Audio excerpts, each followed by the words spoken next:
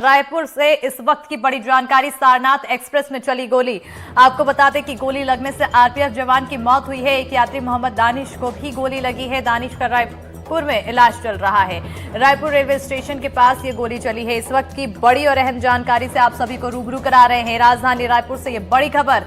छपरा से दुर्ग तक चलने वाली सारनाथ एक्सप्रेस में गोली चली है और बता दें कि इस घटना में एक आरपीएफ जवान की मौत की खबर सामने आई है।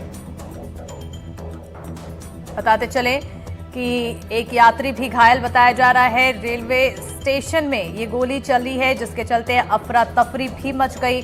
पुलिस अब पूरे मामले की जांच में जुटी हुई है। ज्यादा जानकारी के साथ हमारे सहयोगी नीलेश त्रिपाठी जुड़ चुके हैं। सीधा रुख करेंगे हमारे सहयोगी की ओर। नीलेश, क्या कुछ जानकारी, आखिर गोली चली, क्या कुछ फिलहाल अपडेट? देखिए, बताया जा रहा है कि सुबह करीब 6 बजे जब उसलापुर से रायपुर की ओर आ रही थी ट्रेन छपरा दुर्ग सारनाथ एक्सप्रेस, तब रायपुर स्टेशन पर पहुंच चुकी थी। जस्ट रुकने ही वाली थी। उस समय बोगी नंबर S2 में पेट्रोलिंग में तैनात जवान जो है वो सूचना देता है कि उनके साथ में एक और जो जवान थे दिनेश चंद्र, उनको गोली लग गई है और वो बोगी पर लेटे हुए हैं, काफ़ी गंभीर अवस्था में हैं। तब पुलिस के जवान स्थानीय जो आसपास के लोग थे उनकी मदद से उसको बाहर लेकर आती है। और एक साथ ही एक भी पता चलता है कि इसी घटना में एक यात्री जो है मोहम्मद दानिश, जो अपने पिता की दवा लेने दुर्ग जा रहे थे, हर 3 महीने में वो दुर्ग आते थे, वो भी उसमें घायल हो चुके हैं। उनको दोनों को तत्काल यहाँ पे रामकृष्ण अस्पताल, जो आप मैं कैमरा साथी प्रवीण से कहूंगा कि तस्वीरें दिखाएं, यहीं पर लेकर आए होंगे। आपको दूर से पुलिस के जवान नजर आ रहे होंगे। इमरजेंसी का वो वार्ड है, यहीं पर मोहम्मद दानिश भर्ती हैं जो अपने पिता की दवाई के लिए दुर्ग जा रहे थे। और इसी घटना में जो घायल थे आरक्षक, उनकी मौत हो चुकी है दिनेश चंद्र की। इस मामले में हमारी बातचीत रेल एसपी जे.आर. ठाकुर से भी हुई। जे.आर. ठाकुर का कहना था कि पूरे मामले में हम जांच कर रहे हैं। एक जो साथी जवान था उसकी सूचना पर स्थानीय लोगों की मदद से तत्काल उनको अस्पताल लाया गया था, लेकिन जवान को नहीं बचाया जा सका।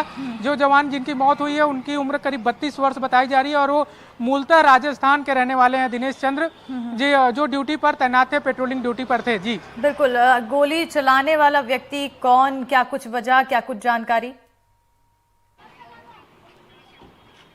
देखिए, शुरुआती जांच में जो जे.आर. ठाकुर जो एसपी रेल हैं, उनसे जब हमारी बातचीत हो रही थी तो उनका ये कहना था कि क्रॉस फायर हुआ है, मिस फायर हुआ है, माफ करिएगा, क्रॉस नहीं मिस फायर हुआ है। और मिस फायर की वजह से गोली जवान के पेट वाले हिस्से में लगी थी और इसी घटना में जो यात्री जो ऊपर की सीट पर सो रहे थे उनको भी गोली लग गई। पुलिस इस पूरे मामले में पूछताछ कर रही है, बातचीत चल रही है। आप देख रहे होंगे कि लगातार पुलिस के अधिकारियों के आने का सिलसिला भी जारी है। मैं एक बार आप देखेंगे कि मंत्री भी पहुंचे हुए हैं यहाँ पर, हालांकि वो दूसरी जगह रवाना हो रहे हैं। तो पुलिस के भी जो आला अधिकारी हैं वो भी उनके आने का सिलसिला जारी है। मंत्री रामविचार नेताम यहाँ पर पहुंचे हैं अस्पताल। आप अगर तस्वीरों में देख पा रहे होंगे तो जो काफिला अभी गुजरा है, जो जा रहा है हॉस्पिटल के अंदर, उसमें मंत्री रामविचार नेताम थे।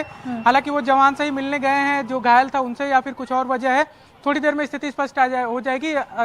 हॉस्पिटल के अंदर मीडिया को जाने से अभी फिलहाल रोक दिया गया है, इसलिए घटना की जो जानकारियां हैं, जो तस्वीरें अभी ताजा हैं, वो हम अस्पताल के बाहर से ही आपको दिखा पा रहे हैं। लेकिन इस पूरे मामले में रेलवे स्टेशन पर काफी अफरा तफरी का माहौल मच गया था जब गोली की आवाज यात्रियों ने सुनी। हालांकि एक राहत की बात यह भी है कि ज्यादा यात्रियों को इसका सामना नहीं करना पड़ा। एक यात्री जरूर इसमें घायल हुए हैं। पुलिस का यह कहना है कि उनकी स्थिति फिलहाल खतरे से बाहर है, लेकिन दुखद बात यह है कि जवान की मौत हो चुकी है जिनसे मिसफायर हुआ था। जी बिल्कुल। आसपास क्या आपके पास कोई ऐसा व्यक्ति मौजूद है जो उस दौरान मौजूद रहा, प्रत्यक्षदर्शी ऐसा हो? देखिए, प्रत्यक्षदर्शी को तो यहाँ अस्पताल नहीं लाया गया है, उससे वहीं पर बातचीत की जा रही है। लेकिन हमें कुछ देर पहले ही हमारी जे.आर. ठाकुर जो एसपी रेल हैं, जो पूरे मामले की जांच की भी जिम्मा जीआरपी के ओर से, क्योंकि मामला था जीआरपी से भी जुड़ जाता है, आरपीएफ से जुड़ जाता है, तो वो पूरी घटना की जानकारी दे रहे थे। उन्होंने ही हमें ये बताया कि घटना करीब सुबह 6 बजे के आसपास की है, जब उसलापुर से रायपुर की ओर ट्रेन पहुंच चुकी थी। रायपुर रेलवे स्टेशन पर उतरने की बारी थी लोगों की। उसी समय जो मृतक हैं दिनेश चंद्र, उनके साथ एक सहयोगी और थे ड्यूटी पर, वो सूचना दिए कि उनको मिस फायर हो गया है और वो बुरी तरह घायल हो गए हैं। तो स्थानीय जो यात्री थे उस समय मौजूद और जीआरपी के जो अन्य जवान थे, उनकी मदद से रेलवे स्टेशन से करीब 10 किलोमीटर दूर ये अस्पताल है, जहाँ पर रामकृष्ण हॉस्पिटल, जहाँ पे उनको लाया गया। यहाँ पर शुरुआती इलाज के बाद डॉक्टरों ने दिनेश चंद्र को मृत घोषित कर दिया, जबकि जो अन्य घायल यात्री थे दिनेश मोहम्मद दानिश, उनका इलाज चल रहा है। बताया जा रहा है वो दुर्ग जा रहे थे अपने पिता की दवाई लेने के लिए। अभी घटना में और भी डिटेल जो है वो जांच के बाद ही स्पष्ट हो पाएगा, क्योंकि हमको मीडिया को अस्पताल के अंदर जाने की अभी फिलहाल अनुमति नहीं है। इस वजह से कोई ऐसा जिम्मेदार जो अभी हमारे साथ मौजूद नहीं है, लेकिन कुछ देर पहले ही हमारी एसपी रेल से बातचीत हुई है। उनकी जो जानकारी उन्होंने दी उसके हवाले से ही हम बता रहे हैं कि पूरी घटना किस तरह से हुई थी। बिल्कुल, क्योंकि अभी फिलहाल इसको एक्सीडेंटल फायर बताया जा रहा है। आगे आखिर क्या कुछ कार्रवाई होनी है इस पूरी घटना में? देखिए, स्वाभाविक है कि इसकी फोरेंसिक जांच करवाई जाएगी, और अभी जो पहली जानकारी है वो यही है कि मिस फायर हुआ है। लेकिन जब इतने बड़ा सवाल उठता है कि जो पेट्रोलिंग में जवान होते हैं उनको जो गन उपलब्ध कराई जाती है, ये ऑटोमेटिक गन नहीं होती है कि जैसे पहले जो पुरानी गन होती थी कि गलती से भी गोली चल जाए। इसमें काफ़ी लॉक करके रखे जाने वाली व्यवस्था होती है, और बहुत विभिन्न परिस्थितियों में ही जब एकदम कठिन परिस्थिति होती है तभी वो लॉक खोला जाता है।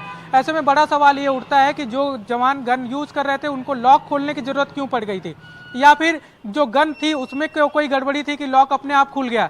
ये सारी चीजें फोरेंसिक जांच में ही सामने आ पाएंगी, लेकिन सवाल बड़ा उठता है क्योंकि सीधे तौर पर यात्रियों की सुरक्षा से जुड़ा मामला भी है, रेल में काम करने वाले लोगों से भी, क्योंकि हजारों लोग रेलवे में यात्रा करते हैं। उनकी सुरक्षा के लिए आरपीएफ की बटालियन टुकड़ी जो है वो 4-5 के उसमें तैनात भी की जाती है। ऐसे में अगर इस तरह की लापरवाही से अगर गोलियां चल जाएं ट्रेन में तो एक बड़ा चिंता की भी बात है कि जो यात्री सफर कर रहे हैं उनकी सुरक्षा की जिम्मेदारी फिर कैसे होगी, क्योंकि अगर गन में कोई दिक्कत थी या फिर अपने आप फायर हो गया तो ये बहुत बड़ा एक लापरवाही भी है और बहुत बड़ी सवाल भी खड़ा करती है व्यवस्था पर, क्योंकि ये तो पब्लिक प्लेस पर रहने वाले जवान हैं। ऐसे में अगर मिस फायर होते रहेगा तो उनकी सुरक्षा जवानों के साथ साथ खुद यात्रियों की सुरक्षा या पब्लिक की सुरक्षा कैसे होगी, एक बड़ा सवाल है ये। बिल्कुल, सुरक्षा की क्योंकि बात चली है, तो ऐसे में जब ये गोली चली उस दौरान आखिर किस तरह की स्थिति लोगों के बीच पैदा हो गई, और आखिर उस दौरान जब भगदड़ मची होगी तो कैसे उन्हें काबू में लाया गया हो? देखिए, जो गोली की चलने की आवाज़ आई, जो है जैसा कि एसपी बता रहे थे कि गोली चलने की जब आवाज़ आई तब जरूर एक तरह से अफरा तफरी का माहौल यश-2 बोगी जहां पर ये घटना हुई है वहां मच गई थी। लेकिन चूंकि ट्रेन चल रही थी उस समय, जब गोली चली है तो बताया जा रहा है ट्रेन चल रही थी, उस समय रुकी नहीं थी। इस वजह से लोग ट्रेन में ही मौजूद रहे। फिर जैसे ही ट्रेन स्टेशन पे पहुंची, रुकी, जो यात्री जो जवान साथ में थे, घायल के साथ जो ड्यूटी पे और थे, उन्होंने सूचना दी जीआरपी को, और फिर स्थानीय लोगों, जो वहाँ पे लोग थे, यात्री थे और भी जो प्लेटफॉर्म पे लोग थे, उनकी मदद से उनको बाहर निकाला गया और फिर अस्पताल पहले पहुँचाया गया।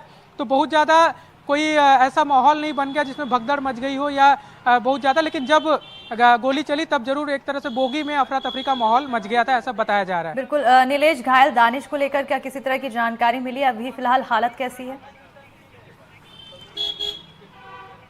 अभी बताया जा रहा है कि उनकी हालत खतरे से बाहर है, इलाज अस्पताल में ही चल रहा है, इमरजेंसी वार्ड में ही वो भर्ती हैं। उनके परिवार के लोगों को भी सूचना दे दी गई है, कुछ देर में शायद वो भी पहुंच जाएं। और फिलहाल जब हम एसपी रेल से बात कर रहे थे जे.आर. ठाकुर से, तो उनका कहना था वो पूरी तरह से खतरे से बाहर हैं, उनकी स्थिति ठीक है। बिल्कुल, तो कहीं ना कहीं अब इस पूरे मामले में जांच का विषय है, और सबसे पहले जो प्राथमिकता है घायल को सही उपचार मिले, और उसी के हिसाब से अब आगे की जांच लगातार जारी। बहुत शुक्रिया नीलेश तमाम जानकारी देने के लिए।